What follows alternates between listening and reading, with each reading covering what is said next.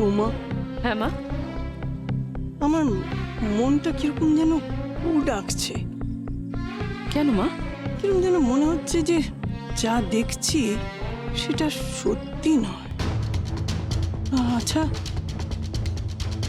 সব ঠিক আছে তো বৌমা? হ্যাঁ ঠিক, কিন্তু কেন বলুন তো? দেখো, কাল থেকে যমুনা একবারও ফোন করলো না। বৌমা, তুমি একবার ফোন করে দেখবে? হ্যাঁ মা, আমি এক্ষুনি করছি।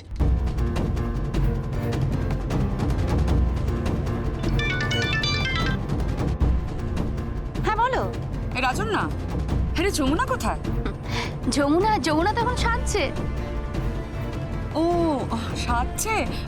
একবার কথা বলা তো। কথা এখন? প্লিজ বড় মামি, দেখো না, ও এখন সাজগোজ করছে। প্লিজ এখন ডিস্টার্ব করো না, কিন্তু আমি অবজেকশন জানাচ্ছি।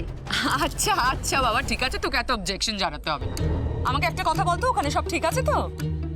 হ্যাঁ হ্যাঁ, এখানে সব ঠিক আছে, একদম পারফেক্ট আছে। আচ্ছা শোন, ওরা কিন্তু গায়ে হলুদ দিয়ে বেরিয়ে গেছে, বুঝেছিস? আচ্ছা, এখানে অনেক কাজ পড়ে আছে, এখন রাখি।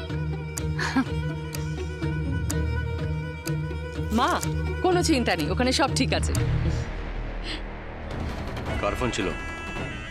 বড় মামি কি বললো? যমুনার সাথে কথা বলতে চাইছি। তুই কি বললি? শুনলেই তো কি বললাম। আচ্ছা, গায়ে হলুদ নিয়ে কে আসছে? কল্যাণদা বা ইমন, ওরা কেউ আসছে না? গীত আসছে, ছোট মামি আসছে, আর আমার মা আসছে। কেউ বুঝতেই পারছে না যে যমুনার গায়ে ছিটে ফোঁটাও হলুদ পড়বে না। হলুদ যা পড়বে সব আর যার গায়ে। রকিদা, পিসুমশাই।